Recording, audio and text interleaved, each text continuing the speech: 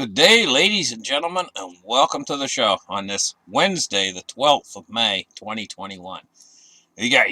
I'm going to tell you guys what. This situation with the pipeline being shut down in the United States is actually an awful lot bigger situation than people realize. It's big. And I'm going to tell you, the Colonial Pipeline, I'm going to tell you what, 1.2 million barrels a day are not making it into the East Coast, the entire East Coast, including the Southeast, and all the way up probably to Maine. The whole East Coast of the United States is affected by this. It's a tremendous population that lives in these urban centers in the East Coast of the United States. And so when's the gas going to get back on, get back in your stations again? Well, I'll tell you what's going on, kind of. The pipeline, when the oil starts to move through the pipeline again, probably this weekend, the oil only moves through the pipeline like at a walking speed. And it takes days for it to move through the pipeline back through the pipeline again. Now we have all these big refineries and stuff, and because the oil's not moving through the pipeline, they've slowed down production. See?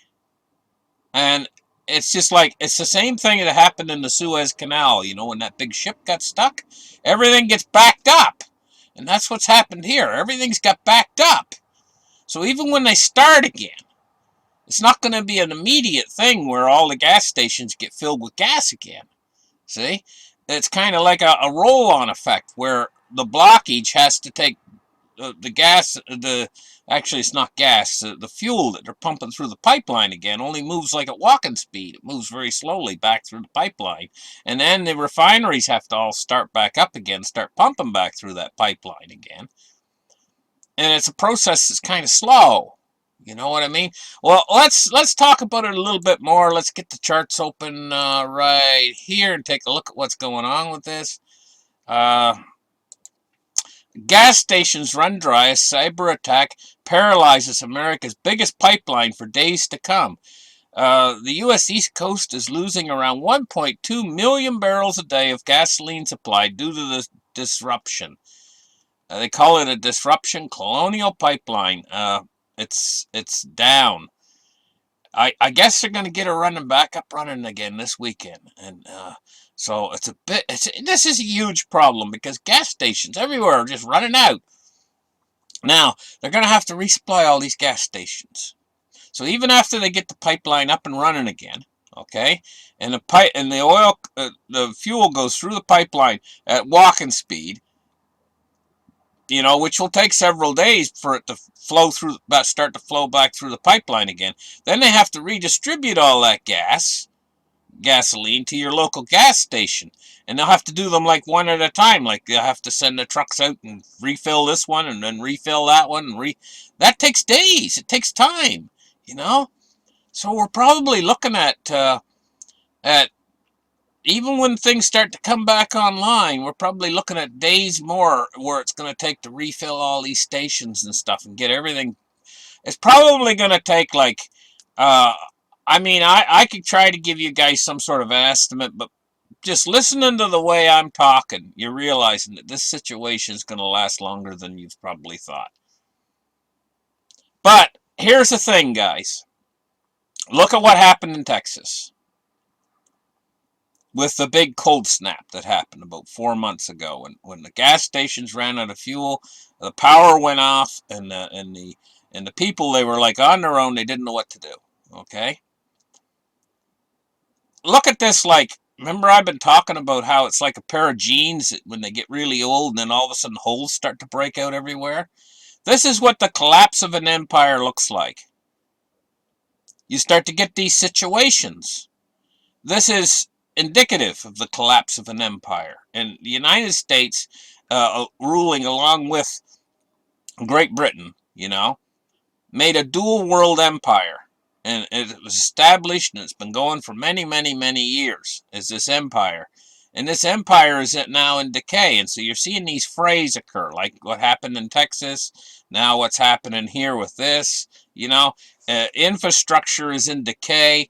Now, this plan by the president to renew infrastructure is a great plan, but I think myself it should be even bigger and bolder. I mean, the dollar is going, there's no stopping it now. Drunken Miller, he said just in the past few days, he said, hey, you know what? The dollar and everything's, the system's going to collapse. But he says, but, it's going to take 15 more years. You know, I was listening also to Danielle DiMartino Booth, you know, and she was talking last night. I was listening to them.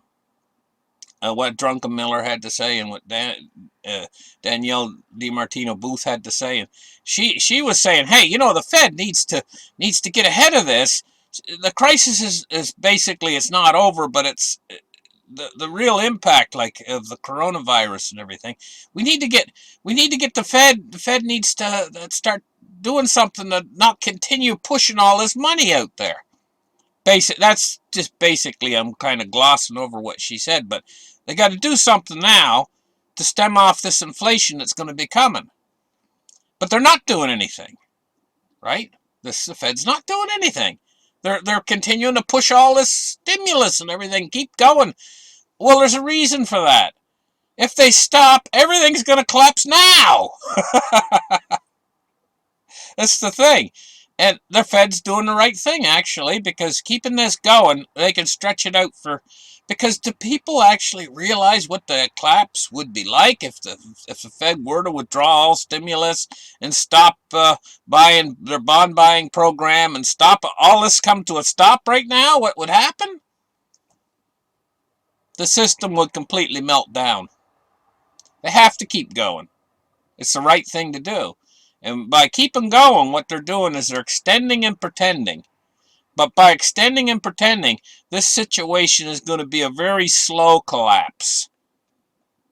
And a slow collapse, believe me, guys, a slow collapse is so much better than a sudden collapse of the system.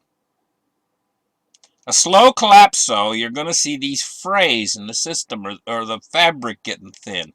You're going to see things like happened in Texas, things like happening right now in the southeastern United States, and actually the northeast too. The whole East Coast is affected by this, but you're going to see things like this happen more frequently because the system is folding in on itself very slowly. We're in a very slow collapse that's going to continue to occur. The worst part of it is going to be when the dollar starts to get almost down to zero. They're going to use the dollar for trade while it's on its way to zero. Yes, zero. It's going to, and they're going to use it all the way until it's almost zero. And so what that means is it means that it's going to take more and more dollars to purchase things and buy things. Commodities are going to continue to go up and up and up. The stock market's going to continue to go up and up and up. There's no end to this. And if the Fed ever does try, and I think they just might, when the inflation starts to get more than transitory, when it starts to get really serious, push comes to shove, they just might try to tighten. And it'll be the worst mistake they ever made, and they'll have to back off. Because the system will start to collapse. And then it's going to take how much more money to bring it back? But what if they don't do that? What if they never tighten? What if they continue on the road that we're on? Well, it's going to continue to get worse and worse and worse, and the stock market will go up never-endingly. You know? And so, what we're seeing today with the stock market, let's get right in there and look at the markets. We got the silver price today. It's down 39 cents. What a great buying opportunity, you know, this is creating by them keeping these paper short contracts going. This is the opportunity that'll never come again in this precious metal space for the people who are taking advantage of it. You know, and what suppressed the price of gold when gold ran up to $2,000 not that long ago? Well, the bond market. Of course, we're seeing bonds go up again today, so you got to keep our eye on that. It could keep the price of gold and silver suppressed, and that's probably what's suppressing them more than the futures trading. right now. So we're looking at 27.21 for silver. It's down 42 cents.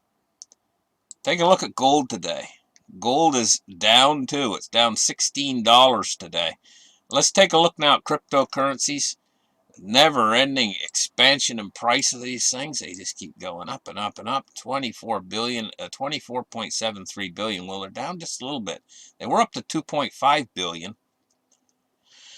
But looking at a Bitcoin price of 55,513, and Ethereum's 42.12 today. And Ethereum, man, 42.12 for Ethereum. Oh my goodness. Anyway, listen, guys. Cryptocurrencies are going to feed off of this too, along with gold and silver. They're going to be the biggest beneficiaries of the upcoming march to zero of the dollar.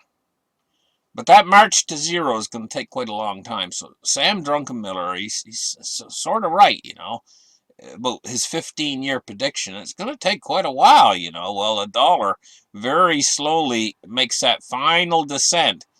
It's, like they've lost 97% of its purchasing power since the early 1900s, you know. And that last 3% of purchasing power is going to take quite a long time.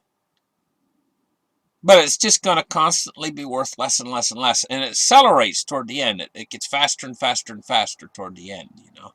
And it's that end, it's that ending when the dollar's losing its last tiny little bit of purchasing power. That's when the system really starts to affect common, ordinary people out there adversely, because they just can't afford. Like if you're on a fixed income, you're toast. It's what's coming is just gonna, and if you're trying to rely upon your savings, and your savings is money in the bank, you're toast. You got to think about this really carefully.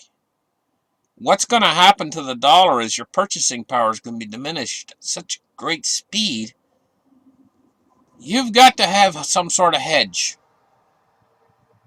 you know, or at least try to get some sort of a hedge, because toward the final stages of this, if you try now to get some sort of a hedge, means you might actually have food in your belly toward the final stages of this, when this progresses. And it's going to progress pretty quick. Like Sam Druckenmiller, he says 15 more years. I'm thinking to myself, you know, they could squeeze this thing out maybe for another, maybe, I don't know. I think it's going to start to really hit hard in 2023. It's going to really get started in 2022, you know, probably the latter half of 2022. And can they stretch it out all those more years? I don't think so. I think it's going to be faster than what he says. But I think they could stretch it out for, I don't know, maybe they could stretch it out another 4 or 5 more years before they finally hit the final conclusion of this, where the dollar is absolutely, I mean, you need a wheelbarrow full of them to buy a loaf of bread, sort of a deal. But if you're saving in cash, you know, if that's all you got, boy, you need to hedge. You need to keep your eggs not in one basket, and especially if that basket is in cash. You know, but you need cash. You know, because in this kind of a situation, you need to be well balanced. So you should have a percentage in cash, percentage of your portfolio, but not that big a percentage. Should have some in gold, should have some in silver, some in cryptocurrencies. You need to spread yourself out, you know. Maybe have a few equities, you know. Maybe have a few treasuries, you know. Be well balanced in these markets, you know, so that you got it all covered. The safest thing to do in this type of turbulence that we have right now is, if you've got some amount of money, you know, have it spread out in many asset classes. So if one thing goes down big, you still got this over here, you know. You need to be spread out. Cover the whole roulette table, you know. Cover the red, cover the black, cover everything. Cover it all. Anyway, let's take a look now at the Dow Jones today. It's down 360 points. This is creating a little bit of a buy the dip sort of a situation right now. Because you know, I don't know. There's a good chance the Fed won't do anything. If they don't do anything, this Dow is just going to continue to go up and up and up and up and up forever. Really, because a hyperinflating market during a hyperinflation, there's no end to how high. There's no set limit of overvaluations because you're working with a hyperinflation. It's a different situation. So we're looking at 33,908. Crude oil today, 66.55. It's up $1.27 or 1.95%. Let's take a look at the move index. Move index taking a little bounce now, 58.01. Bonds and rates today. We're looking at pretty good substantial rise in yields today. We're looking at a 10-year at 1.68. It's up almost 6 basis points. And we're looking at the US 30-year at 2.39. It's up 3.8 basis points or 3.9 basis points. Okay, these yields are starting to march up again. And, you know, by the end of the year, I told you guys, by the end of this year, I expect that US 10-year is going to be somewhere around 2% by the end of this year on the US 10-year. Let's take a look at the dollar index now and see what it's doing. 90.67, and the dollar took a little bounce this morning. Thank you guys for listening to my show. Like and subscribe, and we'll catch you guys in the very next episode. Bye-bye.